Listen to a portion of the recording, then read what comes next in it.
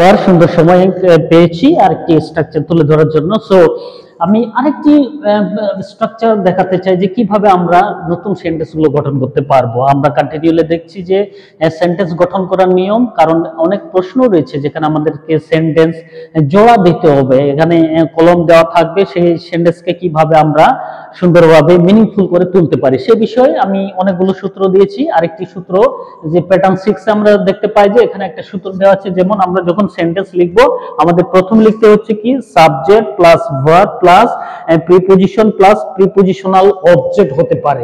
তো এই সূত্র অনুযায়ী কিন্তু আমরা সেন্টেন্স গঠন করতে পারি। তো এই অনুযায়ী এখানে বলছে সাবজেক্ট উই, তারপরে বলছে ভার্ব উই আর ওয়েটিং, তারপরে হচ্ছে প্রিপজিশন, তারপরে বলছে প্রিপজিশনাল অবজেক্ট। তাহলে এটাকে আমরা বলছি যে প্রিপজিশনাল অবজেক্ট হিসেবে এখানে কাজ করছে। তাহলে we are waiting for Farooq, আমরা ফারুকের জন্য অপেক্ষা করছি।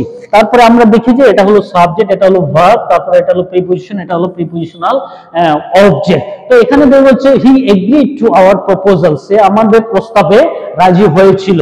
এটা দিয়ে কিন্তু আমরা সুন্দর একটা সেন্টেন্স মিনিংফুল করতে পারছি। তারপরে দিস বুকস, এই বইগুলো, এটা হলো সাবজেক্ট, এটা হলো ভার্ব, এটা হলো প্রিপজিশন আর অবজেক্ট। তো এইটা দিয়ে আমরা দেখতে পাচ্ছি যে সুন্দর একটা সেন্টেন্স গঠন করা সম্ভব হয়েছে। তো বন্ধুগণ এখানে আমরা দেখতে পাচ্ছি যে অনেক সুন্দর যে সাবজেক্ট প্লাস ভার্ব প্রিপজিশন বা প্রিপজিশনাল অবজেক্ট দিয়ে সুন্দর একটি সেন্টেন্স কিন্তু মিনিংফুল করে লেখা যায় বা উত্তর করা যায়। সো আমরা যদি এইভাবে যদি আমরা মানে স্ট্রাকচার গুলো, যে গঠন প্রণালী যে রয়েছে, সেন্টেন্স গঠনের যে প্রণালীগুলো রয়েছে, যে সূত্রগুলো রয়েছে, সেই সূত্র অনুযায়ী যদি আমরা উত্তর করার চেষ্টা করি, আমরা কিন্তু অনেক ইজি ভাবে অনেক সেন্টেন্স কিন্তু লিখতে পারবো, বা অনেক যে সাবস্টিটিউশন যে টেবিলগুলো রয়েছে সেগুলো কিন্তু আমরা সুন্দরভাবে ম্যাচিং করে দেখাতে পারি। সো আমি আশা করি যে যারা দুর্বল ইংলিশে, তারা যদি এগুলো ফলো করে বা এগুলো যদি অনুসরণ করে, মুখস্থ করে বা বুঝার চেষ্টা করে, অনেক সহজে কিন্তু তারা উত্তর করতে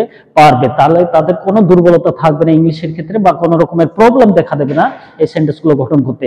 so I hope many of you will understand easily and you will be able to answer this kind of question when you face or when you go to write that kind of question. So I hope you will follow this structure and it will be helpful for your education. Thank you so much for being with me.